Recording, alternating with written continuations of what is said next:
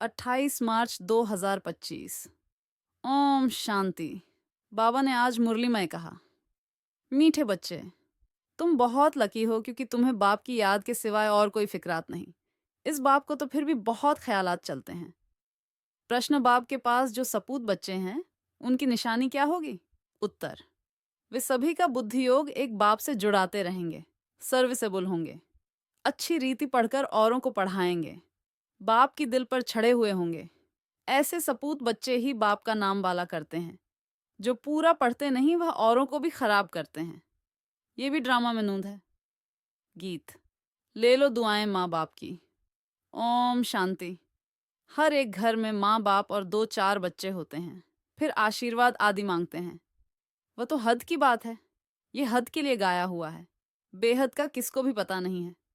अभी तुम बच्चे जानते हो, हम बेहद के बाप के बच्चे और बच्चियां हैं। वह मात पिता होते हैं, हद के। ले लो दुआएं हद के मात पिता की।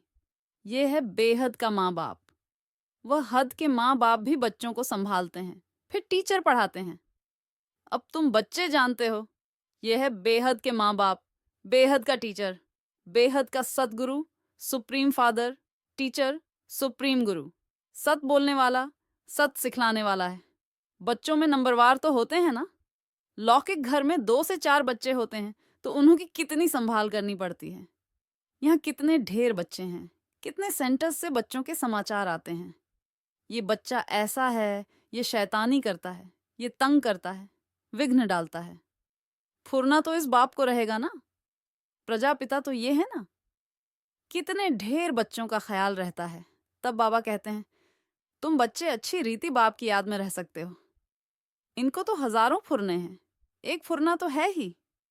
हजारों फुरने, ख्यालात दूसरे रहते हैं। कितने ढेर बच्चों को संभालना पड़ता है। माया भी बड़ी दुश्मन है ना। अच्छी रीति कोई कोई की खाल उतार देती है, कोई को नाक से, कोई को छोटी से पकड़ लेती है।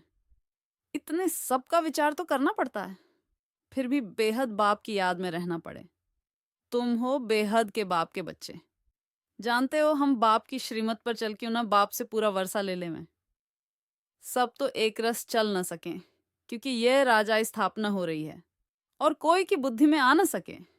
ये है बहुत ऊंच पढ़ाई। बादशाही मिल गई, फिर पता नहीं पड़ता है कि ये राजाई कैसे स्थापन हुई। ये राजाई का स्थापन होना बड़ा वंडरफुल है। अभी तुम अनुभवी हो।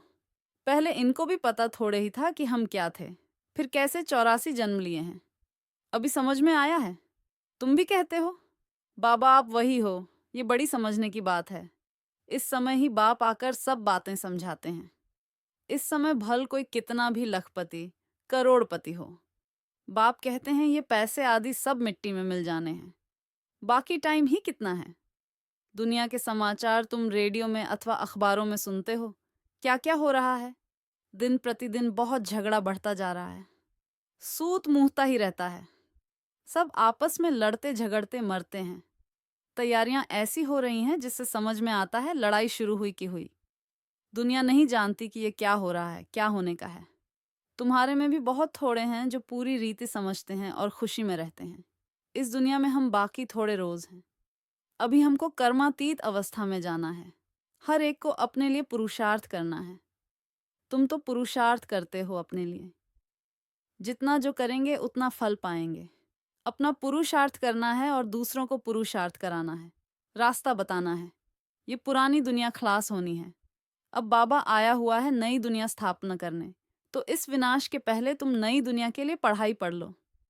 भगवान आज मैं तुमको राजयोग सिखाता हूँ। लाडले बच्चे, तुमने भक्ति बहुत की है। आधा कल्प तुम रावण राज्य में थे ना। ये भी किसी को पता नहीं कि राम किसको कहा जाता है, राम राज्य की कैसे स्थापना हुई। ये सब तुम ब्राह्मण ही जानते हो। तुम्हारे में भी कोई तो ऐसे हैं जो कुछ भी नहीं जानते हैं। बाप के पास सपूत बच्चे वह हैं जो सबका बुद्धि योग एक बाप के साथ जुड़ाते हैं, जो सर्विसेबल हैं, जो अच्छी रीति पढ़ते हैं। वो बाप की दिल पर चढ़े हुए हैं। कोई तो फिर ना लायक भी होते हैं, सर्विस के बदले डिससर्विस करते, जो बाप से उनका बुद्धि योग तुड़ा देते हैं। ये भी ड्रामा में नूंद है। ड्रामा अनुसार ये होने का ही है। जो पूरा पढ़ते नहीं हैं वह क्या करेंगे। औरों को भी खराब कर देंगे, इसलिए बच्चों को समझाया जाता है। बाप को फॉलो करो और जो भी सर्विसेबल बच्चे हैं, बाबा की दिल पर चढ़े हुए हैं, उनका संग करो। पूछ सकते हो किसका संग करें? बाबा झट बता देंगे, इनका संग बड़ा अच्छा है। बहुत हैं जो संग ही ऐसा करते हैं, जिनका रंग भी उल्टा चढ़ जाता है। गाया भी जाता है, संग तारे कुसंग बोरे।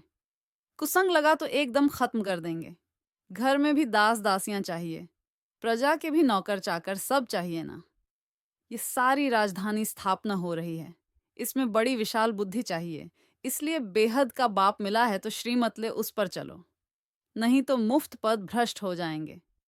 ये पढ़ाई हैक, इसमें अभी फेल हुए तो जन्म जन्मांतर कल्प कल्पांतर फेल होते रहेंगे। अच्छी रीति पढ़ेंगे तो कल्प कल्पांतर अच्छी रीति पढ़ते रहेंगे। समझा जाता है ये पूरा पढ़ते नहीं हैं, तो क्या पद मिलेगा? खुद भी समझते हैं, हम सर्विस तो कुछ करते नहीं हैं। हमसे तो होशियार बहुत हैं, होशियार को ही भाषण के लिए बुलाते हैं। तो जरूर जो होशियार हैं, ऊंच पद भी वो पाएंगे। हम इतनी सर्विस नहीं करते हैं तो ऊंच पद पा नहीं सकेंगे। टीचर तो स्टूडेंट को भी समझ सकते हैं ना। रोज पढ़ाते हैं, रजिस्टर उनके पास रहता है। पढ़ाई का और चलन का भी रजिस्टर रहता है। यहाँ भी ऐसे हैं। इसमें फिर मुख्य है योग की बात। योग अच्छा है तो चलन भी अच्छी रहेगी। पढ़ाई में फिर कहाँ अहंकार आ जाता है। इसमें सारी गुप्त मेहनत करनी है। याद की इसलिए ही बहुतों की रिपोर्ट आती है कि बाबा हम योग में नहीं रह सकते। बाबा ने समझाया है, योग अक्षर निकाल दो। बाप जिससे वर्षा मिलता है उनको तुम याद नहीं कर सकते हो। वंडर है। बाप कहते हैं, हे आत्माएं, तुम मुझ बाप को याद नहीं करते हो। मैं तुमको रास्ता बताने आया हूं। तुम मुझे याद करो तो इस योग अग्नि से पाप दग्ध हो जाएंगे। भक्ति मार्ग में मनुष्य कितना धक्का खाने जाते हैं। कुंभ के मेले में कितना ठंडे पानी में जाकर स्नान करते हैं, कितनी तकलीफ सहन करते हैं। यहाँ तो कोई तकलीफ नहीं। जो फर्स्ट क्लास बच्चे हैं वह एक माशूक के सच्चे सच्चे आशिक बन याद करते रहेंगे। घूमने फिरने जाते हैं तो एकांत में बगीचे में बैठकर याद करेंगे। झरमुई जगमुई आदि वार्तालाप में रहने से वायुमंडल खराब होता है। इसलिए जितना टाइम मिले बाप को याद करने की प्रैक्टिस करो। फर्स्ट क्लास सच्चे माशूक के आशिक बनो। बाप कहते हैं देहधारी का फोटो नहीं रखो, सिर्फ एक शिव बाबा का फोटो रखो जिसको याद करना है। अगर समझो सृष्टि चक्र को भी याद करते रहें तो त्रिमूर्ति और गोले का चित्र फर्स्ट क्लास है। इसमें सारा ज्ञान है। स्वदर्शन चक्रधारी, तुम्हारा नाम अर्थ सहित है। नया कोई भी नाम सुने तो समझ न सके, ये तुम बच्चे ही समझते हो। तुम्हारे में भी कोई अच्छी रीति याद करते हैं। बहुत हैं जो याद करते ही नहीं, अपना खाना ही खराब कर देते हैं। पढ़ाई तो बड़ी सहज है। बाप कहते हैं साइलेंस से तुमको साइंस पर विजय पानी है। साइलेंस और साइंस राशि एक ही है। मिलिट्री में भी 3 मिनट साइलेंस कराते हैं। मनुष्य भी चाहते हैं हमको शांति मिले। अभी तुम जानते हो शांति का स्थान तो है ही ब्रह्मांड। जिस ब्रह्म महतत्व में हम आत्मा इतनी छोटी बिंदी रहती हैं, वह सब आत्माओं का झाड़ तो वंडरफुल होगा ना। मनुष्य कहते भी हैं भ्रिकुटी के बीच चमकता है अजब सितारा। बहुत छोटा सोने का तिलक बनाए यहाँ लगाते हैं। आत्मा भी बिंदी है, बाप भी उनके बाजू में आकर बैठता है। साधु संत आदि कोई भी अपनी आत्मा को जानते नहीं। जबकि आत्मा को ही नहीं जानते तो परमात्मा को कैसे जान सकते? सिर्फ तुम ब्राह्मण ही आत्मा और परमात्मा को जानते हो। कोई भी धर्म वाला जान नहीं सकता। अभी तुम ही जानते हो कैसे इतनी छोटी सी आत्मा सारा पार्ट बजाती है। सत्संग तो बहुत करते हैं, समझते कुछ भी नहीं। इसने भी बहुत गुरु किए। अब बाप कहते हैं यह सब हैं भक्ति मार्ग के गुरु। ज्ञान मार्ग का गुरु है ही एक। डबल सिरताज राजाओं के आगे सिंगल ताज वाले राजाएं माथा झुकाते हैं, नमन करते हैं, क्योंकि वह पवित्र हैं। उन पवित्र राजाओं के ही मंदिर बने हुए हैं। पतित जाकर उन्हों के आगे माथा टेकते हैं, परंतु उनको को यह पता थोड़े ही है कि यह कौन है। हम माथा क्यों टेकते हैं? सोमनाथ का मंदिर बनाया, अब पूजा तो करते हैं, परंतु बिंदी की पूजा कैसे करें? बिंदी का मंदिर कैसे बनेगा? ये है बड़ी गुह्य बातें। गीता आदि में थोड़े ही ये बातें हैं। जो खुद मालिक है वही समझाते हैं। तुम अभी जानते हो कैसे इतनी छोटी आत्मा में पार्ट नूंधा हुआ है। आत्मा भी अविनाशी है, पार्ट भी अविनाशी है। वंडर है ना। ये सारा बना बनाया खेल है।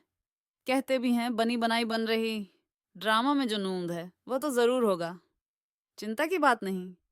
तुम बच्चों को अब अपने आप से प्रतिज्ञा करनी है कि कुछ भी हो जाए आंसू नहीं बहाएंगे। फलाना मर गया, आत्मा ने जाकर दूसरा शरीर लिया, फिर रोने की क्या दरकार? वापस तो आ नहीं सकते। आंसू आया, नापास हुए, इसलिए बाबा कहते हैं प्रतिज्ञा करो कि हम कभी रोएंगे नहीं। परवाह थी पार ब्रह्म में रहने वाले बाप की, वह मिल गया तो बाकी क्या चाहिए। बाप कहते हैं तुम मुंह बाप को याद करो।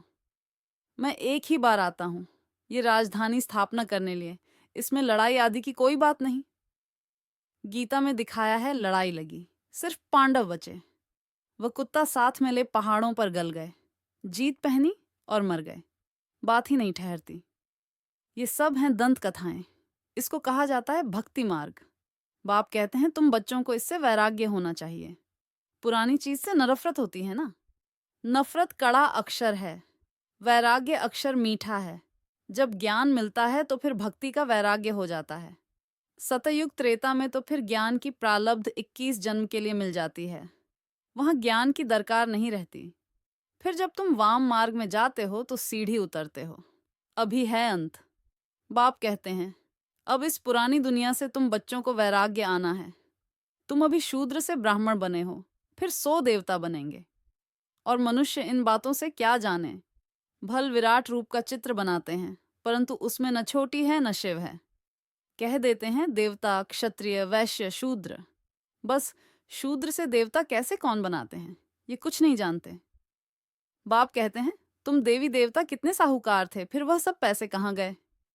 माथा टेकते टेकते टिप्पण घिसाते, पैसा घमाया। कल की बात है ना, तुमको ये बनाकर गए, फिर तुम क्या बन गए हो? अच्छा, मीठे मीठे सिकी लधे बच्चों, प्रति मात पिता बाप दादा का याद प्यार और गुड मॉर्निंग। रूहानी बाप की रूहानी बच्चों को नमस्ते। धारणा के लिए मुख्य सार। नंबर 1, झरमुई जगमुई परचिंतन के वार्तालाप से वातावरण खराब नहीं करना है। एकांत में बैठ सच्चे सच्चे आशिक बन अपने माशूक को याद करना है। नंबर 2, अपने आप से प्रतिज्ञा करनी है कि कभी भी रोएंगे नहीं, आंखों से आंसू नहीं बहाएंगे। जो सर्विसेबल बाप की दिल पर चढ़े हुए हैं उनका ही संग करना है। अपना रजिस्टर बहुत अच्छा रखना है। वरदान, पावरफुल वृत्ति द्वारा मनसा सेवा करने वाले विश्व कल्याणकारी भव, विश्व की तड़पती हुई आत्माओं को रास्ता बताने के लिए साक्षात बाप समान लाइट हाउस, माइट हाउस बनो। लक्ष्य रखो कि हर आत्मा को कुछ न कुछ देना है, चाहे मुक्ति दो चाहे जीवन मुक्ति। सर्व के प्रति महादानी और वरदानी बनो। अभी अपने अपने स्थान की सेवा तो करते हो, लेकिन एक स्थान पर रहते मनसा शक्ति द्वारा वायुमंडल, वाइब्रेशन द्वारा विश्व सेवा करो। ऐसी पावरफुल वृत्ति बनाओ जिससे वायुमंडल बने, तब कहेंगे विश्व कल्याणकारी आत्मा। स्लोगन, अशरीरीपन की एक्सरसाइज और व्यर्थ संकल्प रूपी भोजन की परहेज से स्वयं को तंदुरुस्त बनाओ। अव्यक्त इशारे, सत्यता और सभ्यता रूपी क्लचर को अपनाओ। अब अपने भाषणों की रूपरेखा नई करो। विश्व शांति के भाषण तो बहुत कर लिए, लेकिन आध्यात्मिक ज्ञान व शक्ति क्या है और इसका सोर्स कौन है? इस सत्यता को सभ्यता पूर्वक सिद्ध करो। सभी समझें कि यह भगवान का कार्य चल रहा है। माताएं बहुत अच्छा कार्य कर रही हैं। समय प्रमाण ये भी धरनी बनानी पड़ी, लेकिन जैसे फादर शोध सन है, ऐसे सन शोध फादर हो, तब प्रत्यक्षता का झंडा लहराएगा।